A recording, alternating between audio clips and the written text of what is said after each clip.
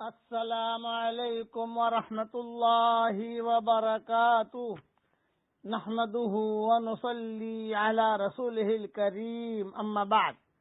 آج کا سبق سن لیجئے۔ آج کے سبق کی سرخی ہے پڑوسیوں کے ساتھ اچھا معاملہ کیجئے، پارٹ نمبر 16۔ کتابوں میں ایک قصہ لکھا ہے، حضرت سعید بن العاص رضی اللہ تعالی عنہ نے ایک مکان 1,00,000 درہم میں خریدا۔ تو جو مالکین مکان تھے ان کو پیسے وغیرہ بھی دے دیے، سودا ہو گیا، سب کچھ ہو گیا، پڑوسی تھے۔ پھر مالکین مکان آئے سعید بن عاص کے پاس اور کہا کہ حضرت ہماری درخواست ہے کہ ہم آپ کو پیسہ واپس دے دیتے ہیں، آپ ہمیں مکان واپس کر دیجئے۔ تو حضرت سعید بن عاص نے جواب دیا، فرمایا تمہاری مرضی بھائی، کوئی بات نہیں، پیسے جو ہے لے آؤ اور مکان میں چھوڑ کر چلا جاتا ہوں، کوئی مسئلہ نہیں ہے۔ تیار ہو گئے۔ پھر وہ لوگ آئے اور انہوں نے کہا کہ حضرت ہم سے غلطی ہو گئی، گھر آپ کا ہی ہے، آپ لے لیجئے۔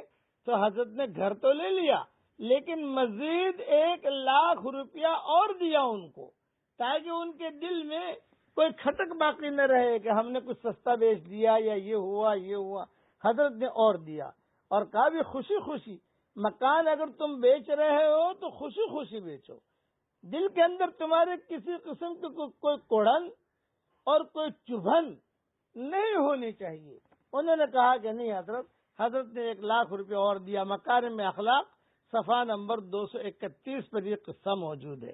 درج بالا احادیث اور واقعات کو سامنے رکھ کر جتنے بھی میں نے بیان کیے ہیں، ہمیں اپنا جائزہ لینے کی ضرورت ہے کہ آج عمومی حال یہ ہے کہ دیگر لوگوں سے تو دوستیاں ہوتی ہیں لیکن پڑوسیوں سے لڑائیاں اور ناراضگیاں جاری رہتی ہیں، حتیٰ کہ محض پر نالوں اور نالیوں اور ذرا سے راستوں کے حق پر پڑوسیوں سے مقدمہ بازی کی نوبت آ جاتی ہے، جس کا سلسلہ سالوں تک چلتا رہتا ہے، اور اس نحوست کی وجہ سے دین اور دنیا دونوں برباد ہو جاتے ہیں، اور وہ پڑوسی اگر رشتہ دار بھی ہو جیسا کہ اکثر ہوتا ہے تو یہ جھگڑا قطع رحمی کا بدترین سبب بن جاتا ہے۔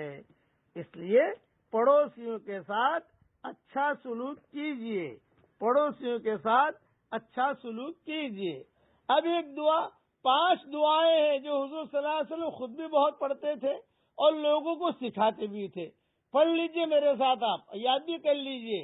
نمبر 1، اللہم اغفر لی، خدایا تو میری مغفرت فرما، وارحمنی، یہ نمبر 2 ہے، وارحمنی، خدایا مجھ پر رحم فرما۔